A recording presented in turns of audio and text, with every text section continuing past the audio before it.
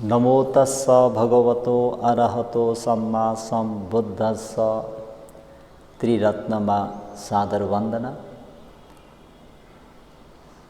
साथै उपजाय आचार्यदेखि लिएर देखाउने सुनाउने सिकाउने सबै गुरु भन्तेजीहरूलाई यो स्थानबाट नै वन्दना र उहाँहरूको आशीर्वादलाई शिरोधार्य गरेर सज्जनबिन्द श्रोतागणहरूमा दिनानुदिनको मङ्गलमयको शुभ मैत्री कामना व्यक्त गर्दै आज पनि सज्जनवर्गहरूलाई मङ्गलसूत्र भाग 48 गाराओ च निवातो च सन्तुष्टि च कतन्यता कालेन धम्म सवर्णं एतं मङ्गलं मुत्तमम्। गाराओ च गौरव राख्न योग्यहरूलाई गौरव गर्नु, निवातो च मनलाई नम्र विनम्र झुकाउने बनाउनु,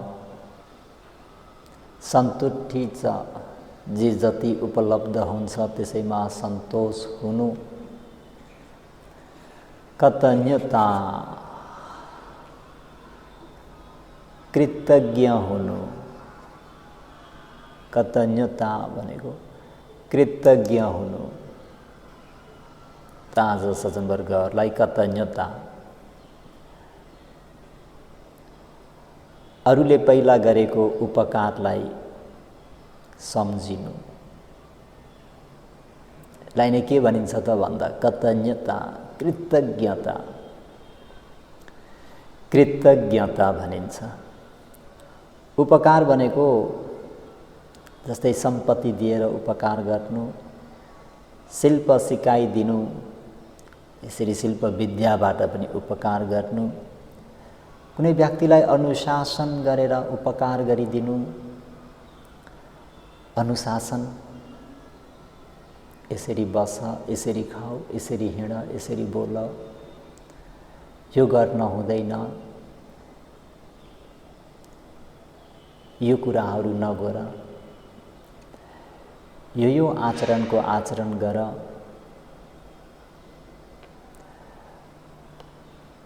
है। अनुशासन भनेको सब पापस अकरण,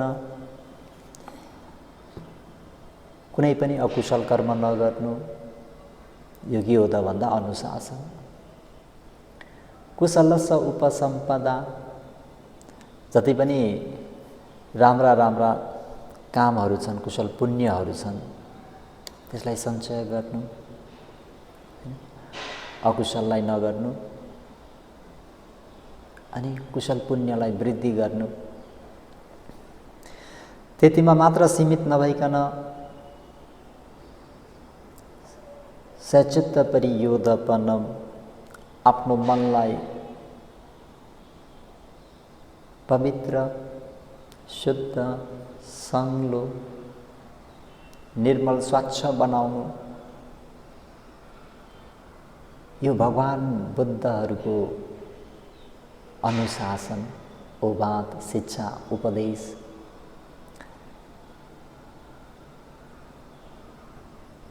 है, कसैलाई धन सम्पत्ति दिनु पनि के हो?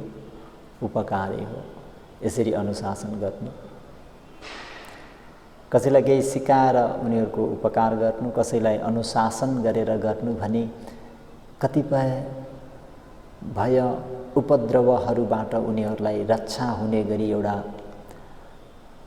कवच दिनु, उनीहरूलाई सुरक्षा गर्नु आदिद्वारा आफूप्रति गरिराखेको अरूको कुशल कर्महरू नै हुन्।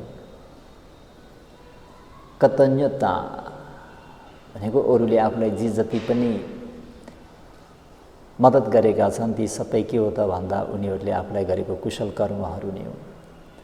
उक्त उपकारलाई धेरै वा थोरै जे जति भए पनि स्मरण गरी जान्नु भएको हुनाले जानी मात्र राख्नेलाई पनि के भनिन्छ त भन्दा कृतज्ञता। फलानुले मलाई दुःख पर्दाखेरि यसरी मद्दत गरेको थियो, ती व्यक्तिहरूले मलाई केही शिल्प विद्याहरू सिपहरू सिकाइदिएका थिए। मलाई उनीहरूले अनुशासन गरेका थिए।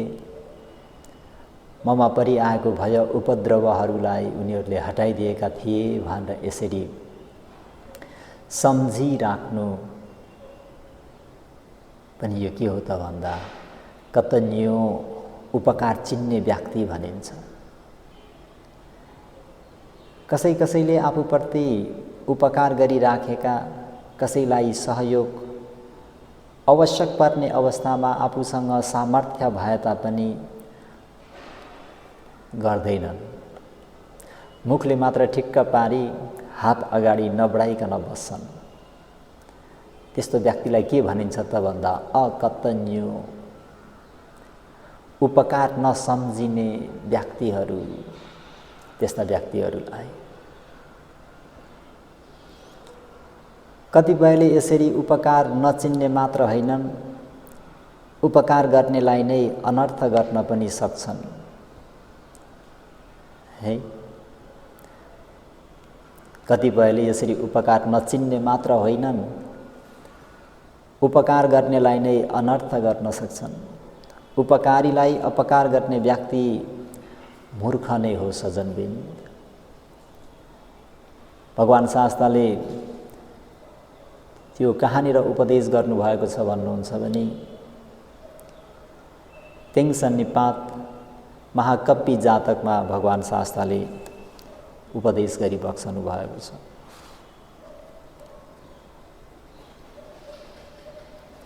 त महाकपि जातक थोरै सवर्ण गरी हेरौँ।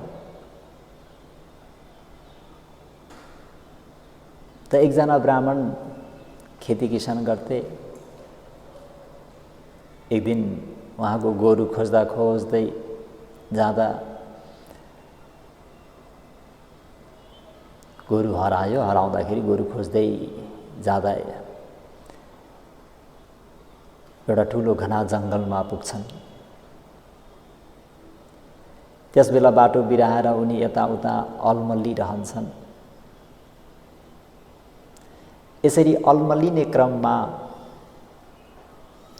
यता हो कि उता हो हुँदाहुँदै धेरै समय पनि बित्दाखेरि उनलाई भोकले पनि सताउँछ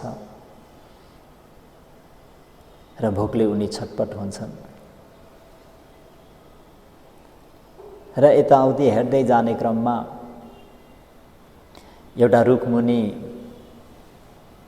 एउटा फल खसेको देख्छन् र त्यो खसेको फल उनले टिपेर खान्छन्। खाएपछि पनि धित नमरेपछि उनले रुखमाथि भएको फल पनि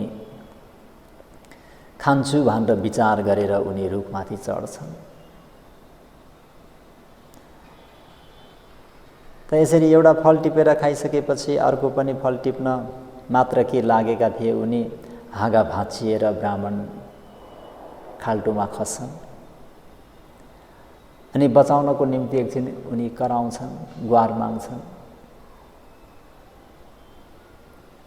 त त्यहाँ हाम्रा बोधिसत्व कपि महाराज भई बक्सिन्थ्यो।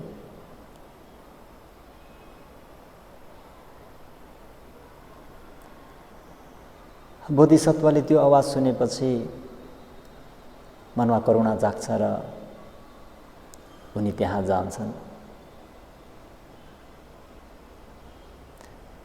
अनि ती ब्राह्मणलाई खाल्टोमा देखेपछि उनीप्रति दया राखेर कसरी हुन्छ उनले केही उपाय गरेर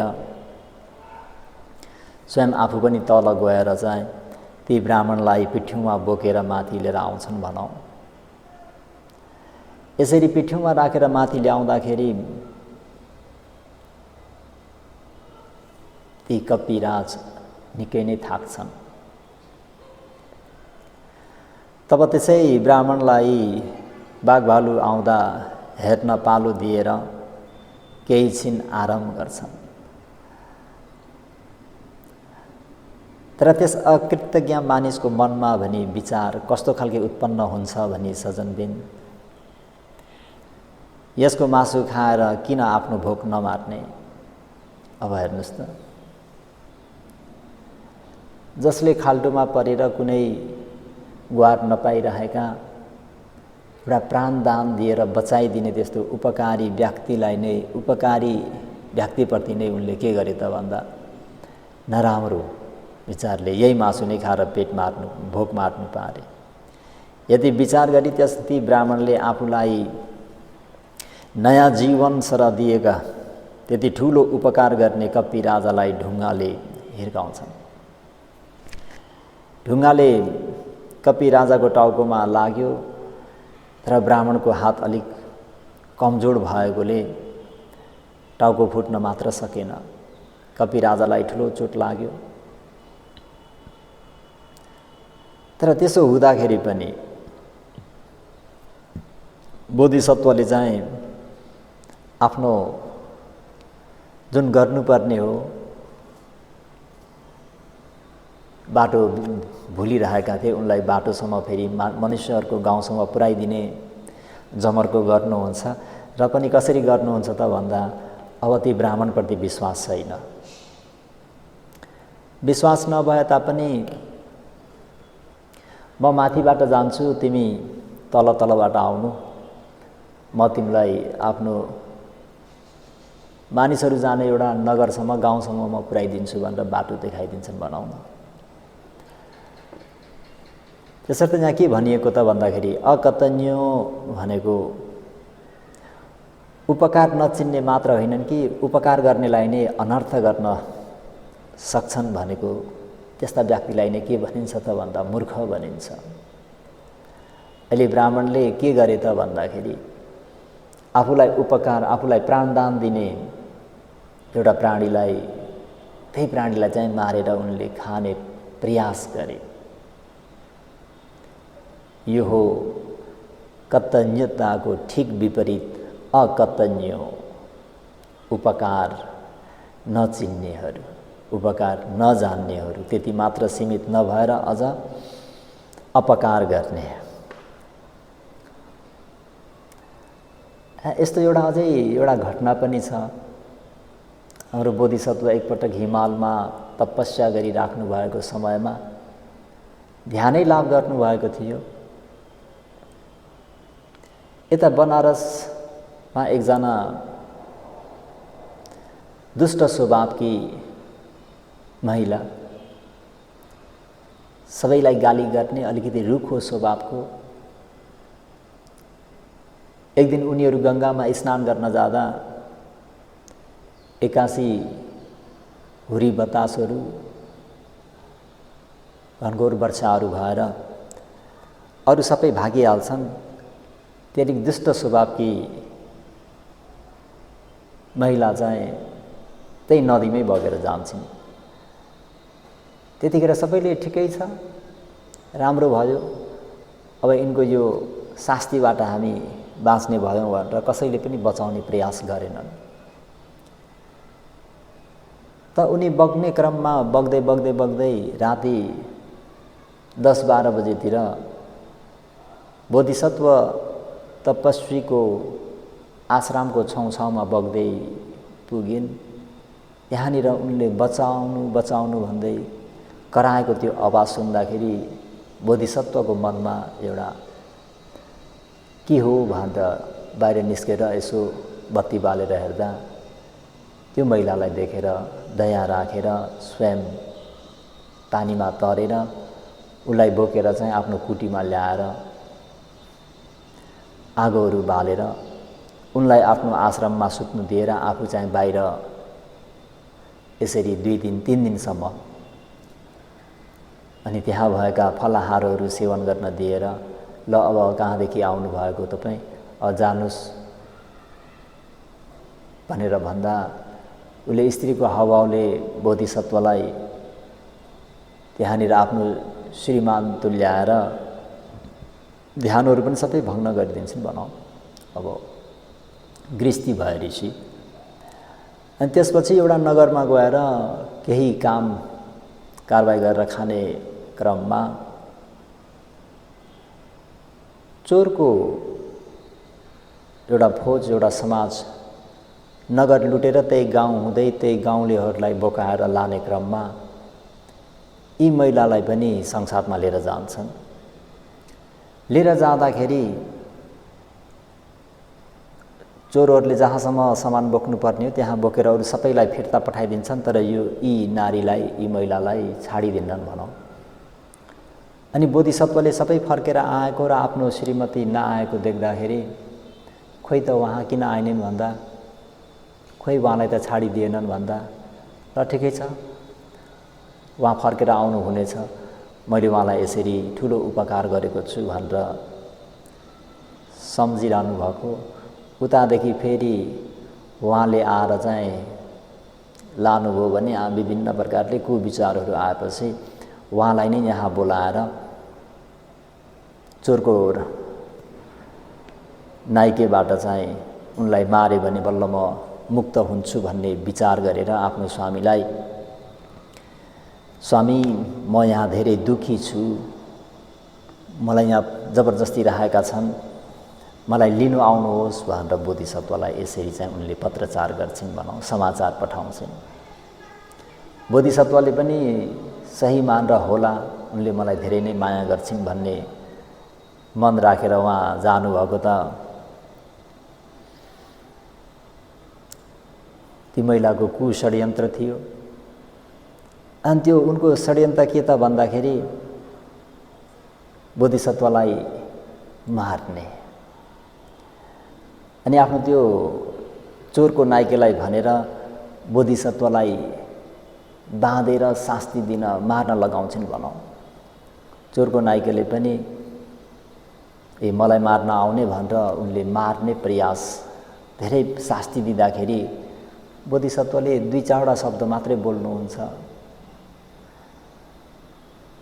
धेरै रिस भएकी, चुक्ली लगाउने अनि उपकार नसम्झिने, अपकार गर्ने। बोधिसत्वलाई जति पिटे पनि बोधिसत्वले त्यही मात्रै वाक्य बोल्नुहुन्छ। अनि त्यसको तात्पर्य चोरले सोध्छ भनौँ न बोधिसत्वलाई, मैले तपाईँलाई यसरी पिट्दाखेरि किन यो मात्रै धेरै रिस भएकी, अरूको गुण उपकारलाई नबुझ्ने, अकृतज्ञता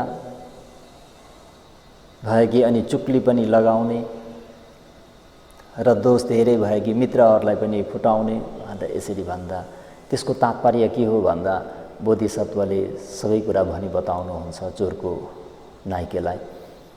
म एउटा ऋषि हुँ, म एउटा ध्यानसिद्ध भएको ऋषि थिएँ।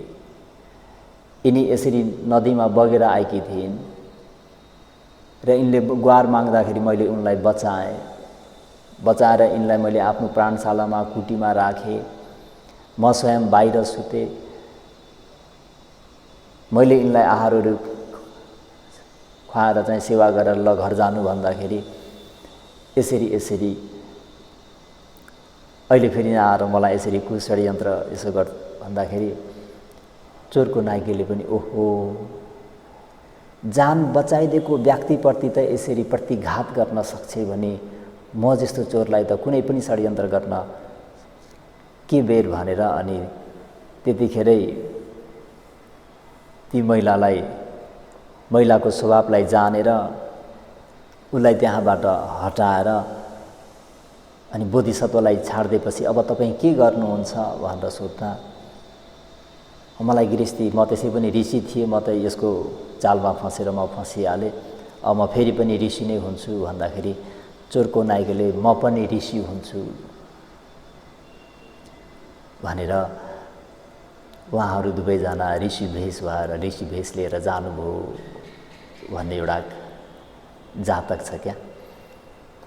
त यसरी एउटा आफू पानीले बगेर आएर मृत्यु हुन आँटेको बेलामा पनि त्यसरी त्यो रातिको 10-12 बजे पानीमा तरेर आफ्नो प्राणदान दिने व्यक्तिहरूप्रति पनि फेरि मार्ने प्रयास गर्नु भनेको त्योभन्दा ठुलो अकर्तव्य, उपकार नचिन्ने कस्तो व्यक्ति होला।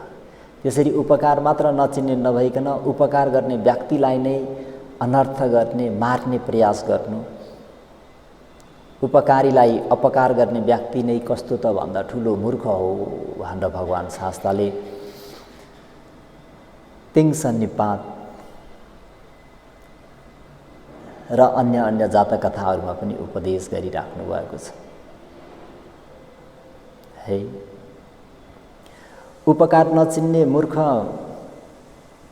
मात्र हुने भएकोले उसले प्राप्त गर्ने लाभ त भावी जन्ममा 4 अपाय दुर्गति नै बताइएको छ भने यस जन्ममा पनि ती व्यक्तिहरू के हुन्छन् त भन्दा उपकार नजान्ने अपकार गर्ने व्यक्तिहरू मा उपहास सही नै रहनुपर्ने हुन्छ। अनि फेरि अन्य व्यक्तिहरूबाट उपकारहरूबाट उनीहरू हटाइन्छन्। ती व्यक्तिहरूलाई फेरि कसैले पनि उपकार गर्दैनन् र यसरी समाजबाट उनीहरू अलिकति पन्छिएर टाढा भएर दुःख भोग्नुपर्ने आदि विभिन्न प्रकारका दुष्परिणामहरू पाउने कुरा बताइएको छ। उपकारी पहिले उपकार गर्न जान्ने व्यक्ति, कतन्यो कत वेदी अरूले गरेको उपकारलाई जान्ने व्यक्ति। एक उपकारी पहिले उपकार गर्न जान्ने व्यक्ति, दोस्रोमा कतन्यो कत वेदी अरूले गरेको उपकारलाई जान्ने व्यक्ति। यसरी 2 प्रकारका व्यक्तिहरू लोकमा दुर्लभ छन् भन्ने कुरा भगवान शास्त्रले अंगुत्तर निकाय दुक्ख निपातमा स्पष्ट रूपमा उल्लेख गरी बक्सेको छ।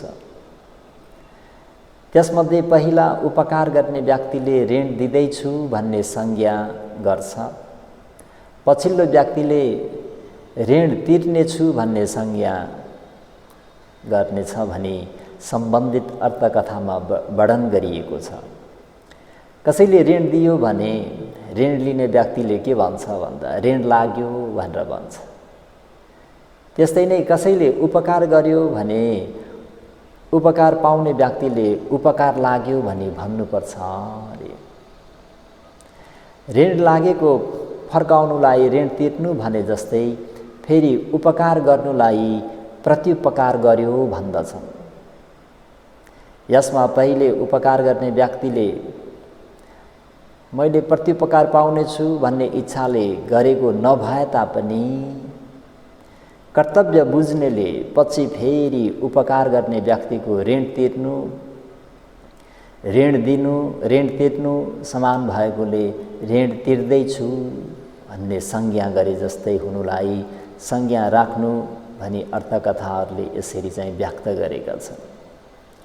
सत्पुरुषहरूले उपकारलाई देख्न सक्छन्, असत्पुरुषहरूले उपकारलाई देख्न सक्दैनन्।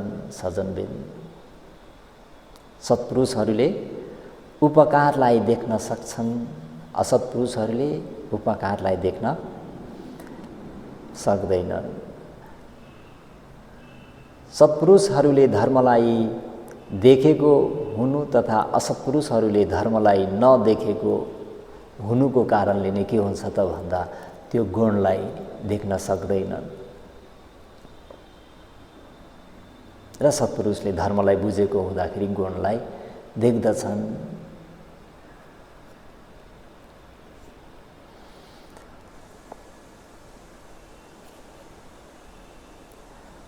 सत्पुरुषले मात्र जान्दछन्।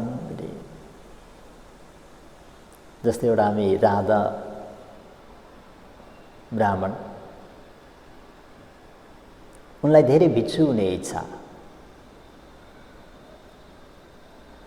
भन्तेजीहरू कहाँ गएर भन्तेजी मलाई भिक्षु हुने इच्छा छ। ब्राह्मण वृद्ध छन्, लगभग 70 नागिसकेका होलान्, दुर्बल होलान्, कसैले पनि भिक्षु बनाएन। ब्राह्मणको इच्छा भए तापनि भिक्षु बन्न नपाउँदा ब्राह्मण दिन प्रतिदिन झन् त्यसै त वृद्ध, त्यसै त इच्छा पूरा नहुँदा झन् अझै दुब्लो पातलो हुँदै गयो होला। त एक दिन तथागतले त्यस ब्राह्मणको उपकार कसलाई याद छ नि भनी सोध्नुहुन्छ। यी ब्राह्मणले कसैलाई केही उपकार गरेका छन्, केही गुण लगाएका छन् सोध्नुहुँदा सबै भन्तेजीहरू सबै मौन हुन्छन्। कुनै भन्तेजीहरूले पनि यी ब्राह्मणले हामीलाई कुनै उपकार गरेका छन् भनेर भन्दैनन्। त्यसमध्ये आयुष्मान सारीपुत्रले भगवान शास्त्रलाई निवेदन गर्नुहुन्छ, भो भगवान शास्त्र मैले सम्झेको छु भनेर भगवान शास्त्रलाई सारीपुत्र वास्तविकले निवेदन गर्नुहुन्छ। भगवान शास्त्रले त्यो कस्तो उपकार हो नि त भनी फेरि सोध्नुहुँदा आयुष्मान सारीपुत्र भन्तेजीले भो भन्ते भगवान, राजगीर नगरमा भिक्षाटन जाँदा यी ब्राह्मणले एक डारू भोजन दान दिएका थिए, त्यो म सम्झिरहेको छु भगवान। अन्त भगवान शास्त्रले साधु साधु साधु सारीपुत्र, सत्पुरुषहरूले अरूको उपकार जान्दछन्, याद गर्न जान्दछन्, सम्झिराख्छन् भनी साधुवाद दिनुभयो। धन सम्पत्ति दिनुभन्दा पनि बढी बुद्धि, विचार, ज्ञान, प्रज्ञा, दक्षता आदि दिने गुरु, आश्चर्य आदि झन् बढी उपकार गर्ने हुन्छन् है। उपकारहरूमा पनि धन सम्पत्ति दिनुभन्दा पनि कसैलाई बुद्धि दिनु, विचार दिनु, ज्ञान दिनु, प्रज्ञा दिनु, दक्षता दिनु आदि दिने गुरु, आश्चर्य आदिहरू झन् बढी उपकारी हुन्छन्। विशेष त धर्मबाट उपकार गर्नेहरूको उपकार पार लाग्ने गरी प्रत्युपकार गर्न नसकिने गरी विशाल भएको कुरा भगवान शास्त्रले बताइबक्सनु भएको छ। त्यसैले साँच्चै महान उपकारक आमा बाबु, गुरु, आफन्त र आफूलाई रक्षा गर्ने सबैको उपकारलाई यदि तिर्न सकेका छैनौँ भने पनि सधैँ सम्झेर सके जति प्रत्युपकार गरे मात्र सत्पुरुष भइन्छ।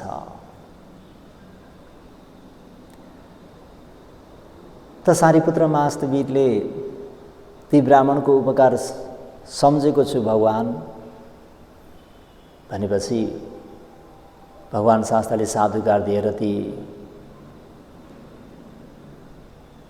ब्राह्मणलाई चिसो भने तिमीले चेला बनाऊ, यी राधालाई उपसम्पदा गरिदेऊ भन्दाखेरि भगवान शास्त्र कसरी उपसम्पदा गर्ने भन्दा यी राधा ब्राह्मणबाट चाहिँ चतुर्थ कम्म वाचाबाट अहिले जसरी भिक्षु बनाउने चलन छ, कम्म वाचा वाक्य पढेर त्यो वाक्य चाहिँ यी राधा ब्राह्मणबाट चाहिँ आएको नियम चाहिँ अझैसम्म चलेर आइरहेको छ। यो पनि एउटा स्मरणीय कुरा, सम्झिराख्नुपर्ने कुरा। त अर्को अङ्कुर र ब्राह्मणको हेरौँ न अलिकति। राजकुमार अङ्कुरले 500 गाडा वाहनसँग भई उनी व्यापारको लागि उनी यात्रा गर्छन्। त्यो व्यापारीहरूसँग एकजना ब्राह्मण पनि थिए। उनीहरू बाटो भुलेर खाने पिउने वस्तु सिद्धिएपछि सबैजना एक ठुलो पिपलको रुखको बोटमा उनीहरू विश्राम गरेर लिन्छन्। उक्त पिपलको रुखमा रहेका अति रिद्धिवान देवताले उनीहरूलाई करुणा राखी आफ्नो दाहिने हात पसारी पहिले उनीहरूको इच्छा मुताबिक पानी प्रदान गर्छन्। त्यसपछि फेरि सबै चिजबिजहरू खानापिना उनीहरूलाई आनन्द र सुखसँग दिन्छन्।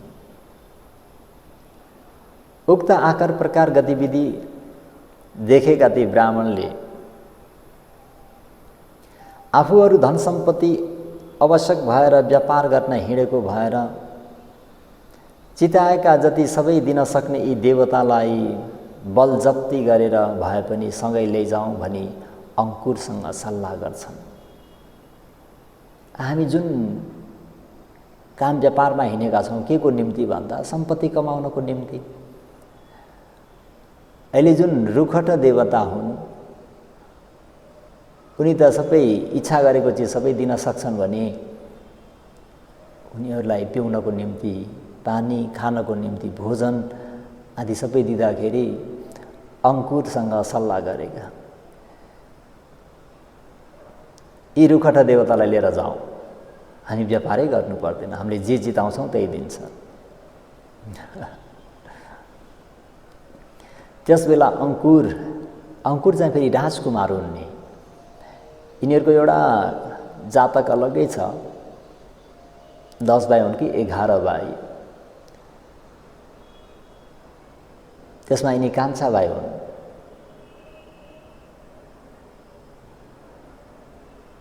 यता यो जुन तपाईहरु श्री कृष्ण वृन्दावन, मथुरा, कंस, जसरी भगवान शास्त्रले उपदेश गर्ने क्रममा दशरथ जातक भए जस्तै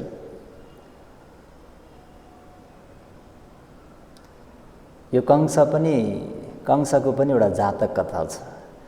त्यही भएर हाम्रो डाक्टर अम्बेडकरले भनेका छन्, जब यिनीहरूले हिन्दुइज्महरूले जब बुद्धिज्मलाई अध्ययन गरेपछि त्यो हिन्दुइज्मका किताबहरू सबै मोटाए भनेर भनेका छन्।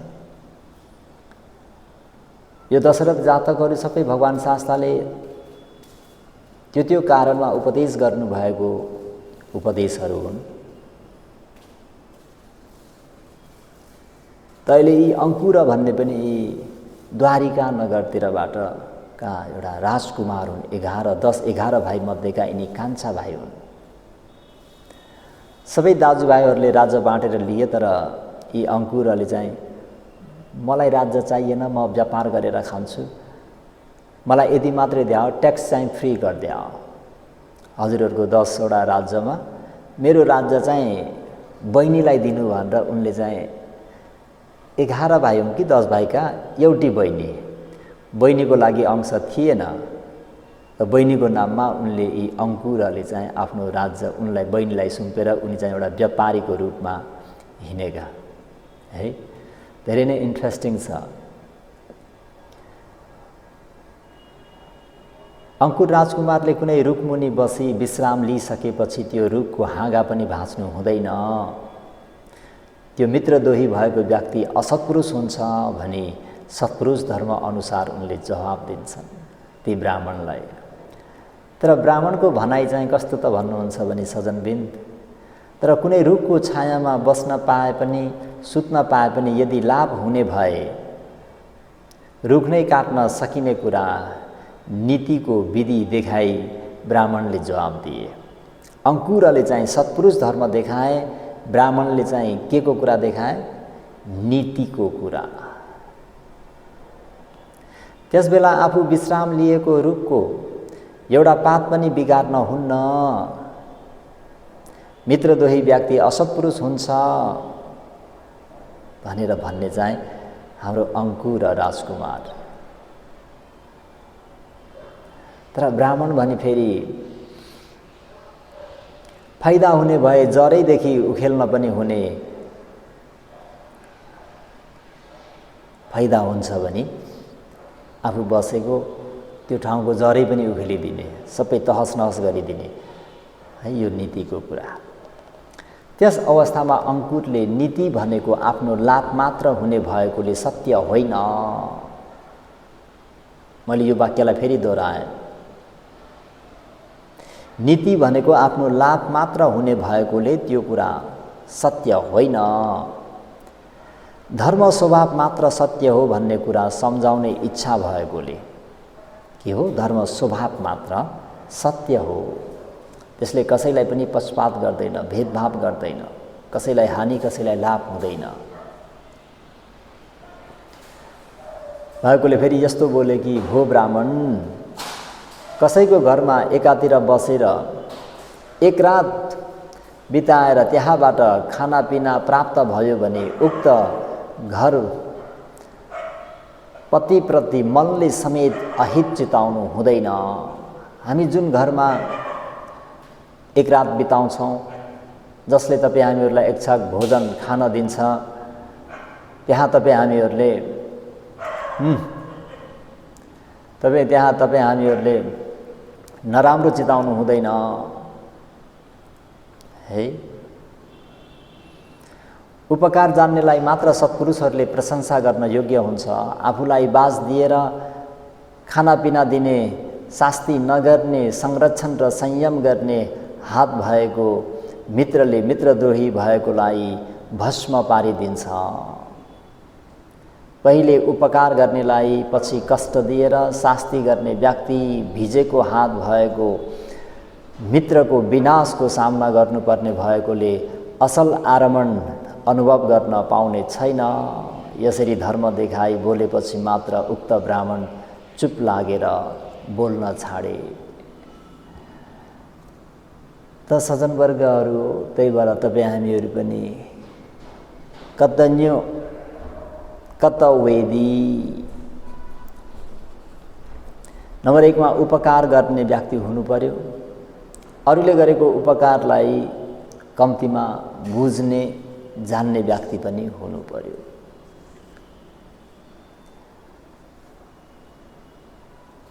त प्रसङ्गहरू जति लामो लिएर गए पनि जान्छ त विशेष गरेर त यही नै हो, कसैले गरेको गुणलाई सम्झिनु, त्यसको बदलामा फेरि आफूले के गर्न सकिन्छ, कृतज्ञता हुनु भन्ने यो मङ्गल धर्मोपदेश घडी पनि सट्टै घुमिहालेछ। प्रसङ्ग पनि 2-3टा जोडे। त यतिमा मोटामोटी रूपमा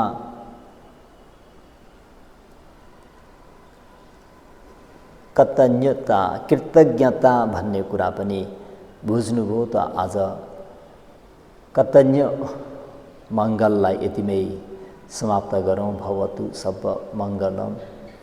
रखन्तु सब देवता सब बुद्धानु धम्मानु सङ्घानु भावेन सदा सुखी भवन्तु ते। साधु साधु साधु। इदं मे दानम् आसवख्यया वहं होतु। इदं मे पुण्यं निवानस पचयो होतु। इदं मे पुण्यं सब्बे सत्ता अनुमोदन्तु सुखिता भवन्तु। साधु साधु साधु।